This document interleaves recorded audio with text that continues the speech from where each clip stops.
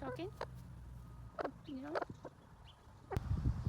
So it's mid-April in Texas, and it's time to start really focusing on the garden. I'm a little bit behind this season, but that's okay because there is still plenty of time to get things in the ground before the true heat of summer gets here.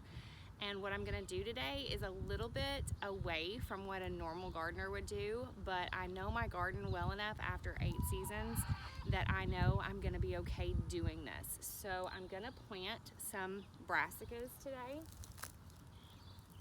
I've got some purple cabbage and some purple broccoli that is gonna go in the ground today. And the reason that I'm not afraid to do this is, one, if they go to seed, then I'll just collect the seed. And two, where I'm putting them, I already have zinnias popping up from reseeding over several seasons. And I know that those zinnias are gonna get large and they're gonna give shade to the broccoli and the cabbage. So they're more than likely gonna protect them enough that I will still have broccoli plants and cabbage plants into early fall, and I won't have to plant them then. I did go ahead and start these very, very early. I believe at the beginning of January is when I actually put these seeds in the soil. And if I had planted them earlier in the season, I might have gotten some broccoli and some cabbage before it got really hot. At this point, I'm not expecting these to go to full cabbage heads or broccoli heads before it gets really, really hot, because it's already in the 80s and it's April. But I do know that this is going to be okay for me because I've done it before, and I've ended up with broccoli later in the season because I've had shade over my broccoli and my cabbage, and they have just hung out and just kind of stayed in stasis, and then they've produced in the fall. So that's what we're starting with today. If you're new here, welcome or welcome back to Grounding, Growing, and Gardening. My name is Katarina. I am a gardener. I'm gonna sit down with you guys. I'm a gardener in East Texas and Zone 8AB, depending on who you talk to. And this is my 8th or 9th season of growing. I am an experimental gardener. I do a lot of things that are not the normal gardening stuff just to see what works, so that you guys don't have to trial and error your garden. And I give a lot of good beginner gardener tips. I also have spent a lot of time creating this Back to Eden garden in my backyard. It's about, I don't know, 700, 800, 1,000, somewhere in there square feet. And so I love this style of gardening. I do have a couple of other smaller gardens that are just regular standard gardens, but this one is my favorite. And as the season goes, you're gonna see lots of things pop up. Oh, the wood chips are not fun to sit on. I should have brought a yoga mat with me. But I can already see I've got sunflowers growing, I've got strawberries, I've got carrots coming up, I've got onions, I've got, oh, my brain just went blank. I've got some amaranth that has started showing its sweet little purple leaves, and then lots of weeds that I still haven't gotten to. But as you can see behind me, we do have a tray of stuff that we're gonna plant today, and I'll talk to you about it as we go.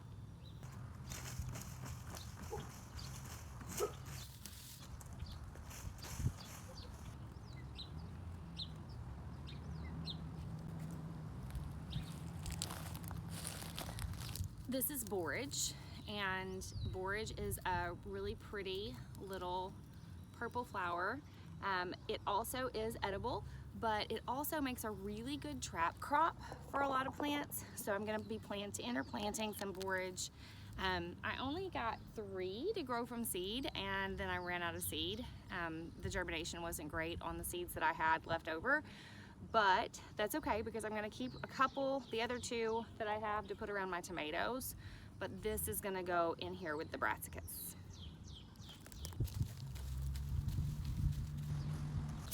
I also have this little clump of marigolds that had come up in the walkway, and so I'm gonna go ahead and separate them and put a few over here as well, just for some added kind of trap crop and beauty. Marigolds, these are just standard marigolds, so they've got the pretty little orangey flowers, but they are just from seed from the ones I planted last year. And that's one thing I love about a Back to Eden style garden, is it gives the ground cover to keep grasses and things that you really don't want from growing in your garden, but it also allows the larger seeds an opportunity to kind of sift down into the soil, and then you can just pop them up. I just literally scooped around this and didn't even use any kind of shovel or spade or anything, and just popped it out of the ground. The roots are nice and strong, and they will go in the soil, and I will have pretty little marigolds in my garden.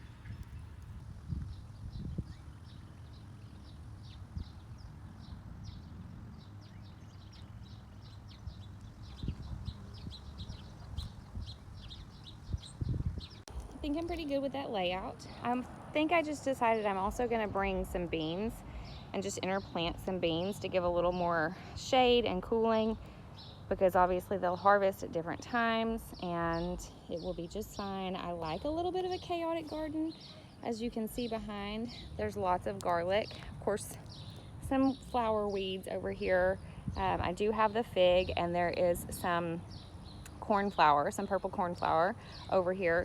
But all of this garlic will be coming up at the end of June, beginning of July, and then it will give me all this extra space for planting, starting with probably some fall crops, but probably a lot of beans in there too to replace the nitrogen. I don't know if you can see, there is one little random bean that reseeded itself from last season. I love beans in the garden. They do such good work. So just opening these a little. They're not really very root bound. Creating a space, plopping them in.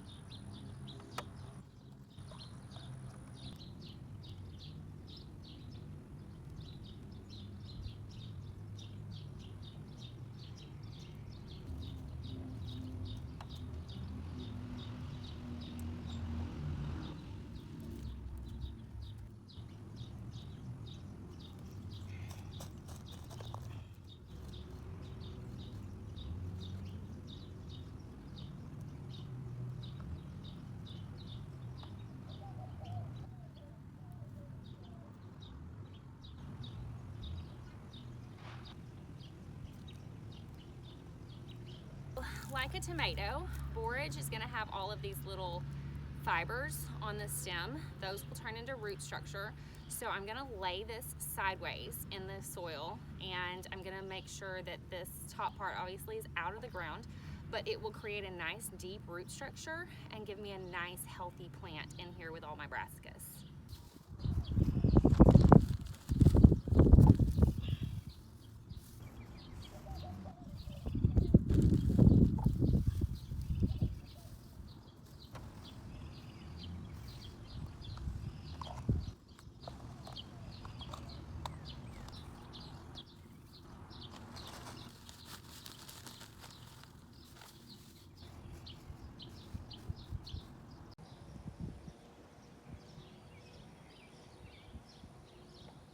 So that gives us broccoli, cabbage, marigolds, borage, some amaranth, and I'm going to come back in and interplant some beans.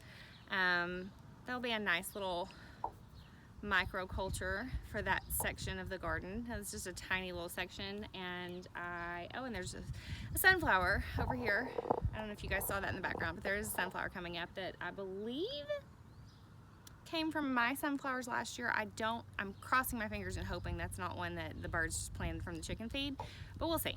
Who knows? And that's part of the fun with being kind of a chaotic gardener.